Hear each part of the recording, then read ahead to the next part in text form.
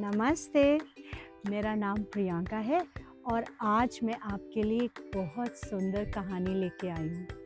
ये कहानी रंगों की है, बट लेकिन कहाँ से है, कौन से देश से है? ये इंडिया, भारत से है, क्योंकि भारत जो है वो बहुत रंग-बिरंगा देश है, रंगों वाला देश है। आप देख रहे हैं ना मेरे आस-पास कितने सारे रंग हैं। तो इतने सारे रंग हैं और इसी रंगों से लेकर एक बड़ा प्यारा त्योहार है जो बच्चों को बहुत मज़ा आता है उसे मनाने में। उसका नाम है होली। होली पता है, आपने खेली है? तो उसी होली की एक कहानी आज मैं आपको सुनाऊंगी और फिर आप हमें बताइएगा कि आप कैसे होली खेलते हैं, ठीक है? तो ये जो कहानी है ये बहुत बहुत सालों पुरानी कहानी है। एक बहुत बड़े राजा थे, उनका नाम था हिरण्यकश्यप। तो हिरण्यकश्यप जो राजा थे, वो थोड़े घमंडी राजा थे। उनका बहुत घमंड था कि मैं इतना शक्तिशाली, बलवान और सबसे ज़्यादा प्रिय राजा हूँ। मुझे सब लोग मेरी बात मानते हैं और सब मेरी ही पूजा करते हैं। तो इस बात का उन्हें बहुत घमंड था और वो थोड़े-थोड़े क्रूर भी थे। वो थोड़े से उनके अंदर दया नहीं थी। वो थे तो बहुत बड़े राजा, लेकिन दया बिल्कुल भी नहीं थी उनके अंदर। वो लोगों से उतना प्रेम नहीं करते थे। लोगों को छोड़िए, वो अपने बेटे से भी प्रेम नहीं करते थे। उनका एक बेटा था जिसका नाम था प्रहलाद। तो प्रहलाद जो है वो भगवान विष्णु की पूजा करता था, विष्णु का भक्त था। अब इस बात को लेके हिरण्यकश्यप को बहुत क्रोध आता था, बहुत गुस्सा आता था। वो कहते थे, मैं हूँ राजा, मैं तुम्हारा भगवान हूँ, सारी मेरी प्रजा मेरी पूजा करती है, तुम भी मेरी पूजा करो। लेकिन प्रहलाद नहीं मानता था। वो कहता था, मैं तो विष्णु भगवान का भक्त हूँ, मुझे विष्णु अच्छे लगते हैं, मैं उनकी पूजा करता हूँ। तो हिरण्यकश्यप उसको समझाता रहा, वो समझा नहीं। फिर उन्हें गुस्सा आया, उन्हें बहुत क्रोध आया, क्योंकि उनको अहंकार था, उनको घमंड था अपने ऊपर। तो उन्होंने क्या किया? उन्होंने प्रहलाद को, अपने बेटे को मरवाने की कोशिश की। बहुत बार उसको कभी हाथी के पैरों के नीचे दबाने की कोशिश की, कभी उसे ऊपर पहाड़ की चोटी से गिराने की कोशिश की, कभी उसे पानी में डुबाने की कोशिश की।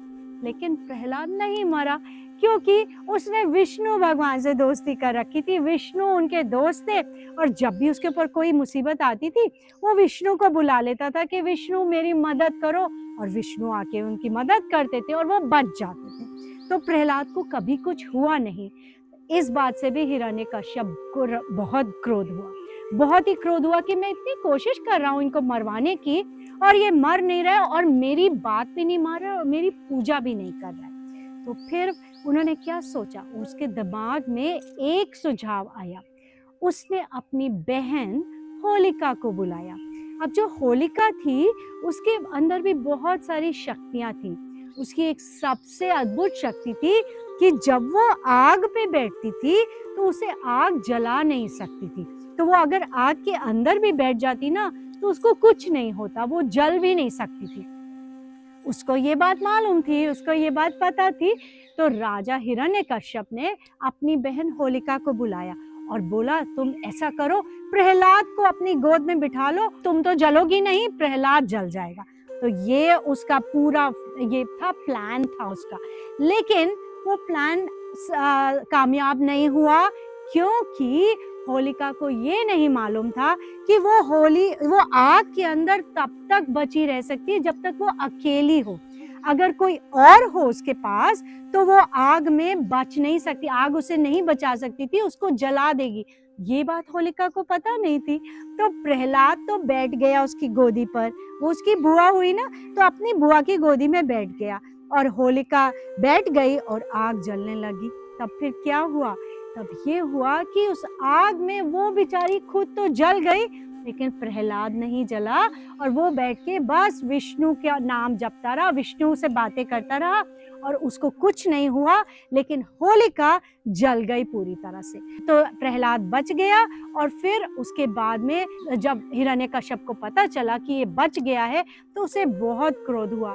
लेकिन फिर क्या हुआ, फिर प्रहलाद को लगा कि ये तो मुझे मारने पर लगे हुए हैं। तो प्रहलाद ने फिर क्या किया, विष्णु से बोला कि विष्णु तुम मुझे बचाओ, तुम मुझे बताओ मैं इससे कैसे निकलूं। और आपको पता है कि ये हिरण्यकश्यप था, इसको वरदान मिला था कि कोई जानवर इसको मार नहीं सकता, कोई आदमी इसको मार नहीं सकता, ये पानी में नहीं मर सकता है, ये धरती पर नहीं मर सकता है, तो क्या कौन मारेगा, कैसे मारेगा इसे। तो फिर विष्णु को एक सुझाव आया। उन्होंने सोचा कि मैं एक ऐसा अवतार बनाता हूँ, एक ऐसा अवतार बनता हूँ जो सब कुछ का मिला जुला स्वरूप है। तो उस अवतार का नाम था नरसिम्हा। तो विष्णु जो थे वो नरसिम्हा बन गए। नरसिम्हा मतलब आधे आदमी के रूप में और आधे शेर के रूप में। उनके शेर जैसे उनके बड़े बड़े नाखून हो गए और मुंह शेर जैसा हो गया और बाकी धड़ जो था वो आदमी का था। तो अब तो आधे आधे बन गए, वो आधे जानवर और आधे आदमी। और फिर उन्होंने ना, वो धरती पर और पानी में नहीं मार सकते थे, तो उन्होंने बीच हवा में बीच में ले जाकर हिरण्यकश्यप को मार दिया। तो हिरण्यकश्यप ऐसे धरती और आसमान के बीच में जाके मरा और ना उन्हें नर और शेर का जो मिला जुला स्वरूप था नरसिम्हा, उसने हिरण्यकश्यप को मारा। तो जब वो मर गया तो लोग बहुत खुश हुए, क्योंकि क्या हुआ था, क्योंकि अच्छाई की जीत हुई थी, बुराई की हार हुई थी। और हमारे सारे त्योहार तो इसी के आसपास घूमते हैं। तो हम भी होली इसीलिए मनाते हैं और होली से एक दिन पहले होलिका जलाते हैं। सो जब हम जलाते हैं आग और उसमें कुछ कुछ डालते हैं, तो हम ये कहते हैं कि जितनी भी बुराइयां हैं आसपास हमारे, वो सब इसी आग में जल जाए और दूसरे दिन हम रंगों के साथ होली खेलते हैं। तो हम हरे, पीले, गुलाबी, नीले, लाल सारे रंगों को गुलाल से एक दूसरे के ऊपर लगाते हैं और रंग उड़ाते हैं। पिचकारी में पानी भरकर सबके ऊपर मारते हैं। बच्चे गुब्बारे में पानी भर लेते हैं और एक दूसरे पर फेंकते हैं और ढोल बजाते हैं, नाचते हैं और बढ़िया बढ़िया मिठाई खाते हैं, गुजिया खाते हैं, नमकीन खाते हैं और ठंडाई पीते हैं। तो इस तरह से खासकर भारत में तो बहुत जबरदस्त होली मनाई जाती है।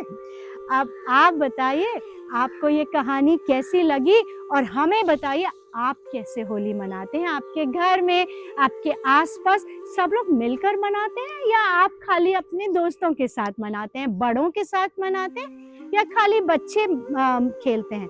क्या गुब्बारे मारते हैं, पानी से खेलते हैं या सूखी होली खेलते हैं, डांस करते हैं, ठंडाई भी है? तो ये सब सोचिएगा और अपने बड़ों के साथ इन सब बारे में पूछिएगा, बातें करिएगा और हमें बताइएगा आपकी होली कैसी मनती है। ठीक है, फिर हम मिलेंगे अगली बार एक नई कहानी के साथ। तब तक के लिए बाय। हम आए हैं आज दिल्ली के पास एक पड़ोस के की दुकानों पर, और ये एक दुकान नहीं है, बहुत सारी दुकानें हैं। जैसे मेरे पीछे देख सकते हैं, जेवर से लेकर, कपड़ों से लेकर, गुब्बारे और सारे सब तरह की मिठाई, नमकीन और क्या है, और बिस्किट्स की दुकान है जिसमें ढेर सारे बिस्किट्स और नमकीन मिलते हैं। मिठाई की दुकान है, कपड़ों की दुकान है, खिलौनों की और किताबों की दुकानें हैं। ना केवल ये दुकानें हैं बल्कि उसके बाहर भी, जो बाहर की सड़क है जिसको फुटपाथ बोलते हैं, साइड वॉक बोलते हैं, उस पर भैया लोगों ने बहुत सारे स्टॉल्स लगा रखे हैं। और खासकर जब कोई त्योहार आता है तो ये सारे स्टॉल्स उसी से चीज़ों से भरते हैं। जैसे अभी होली है, कल होली है, तो होली के लिए सबने पिचकारियाँ, रंग बिरंगी पिचकारियाँ, रंग, गुलाल और तरह तरह के खिलौने और टी शर्ट जिसमें लिखा है बुरा ना मानो होली है लगा रखे हैं।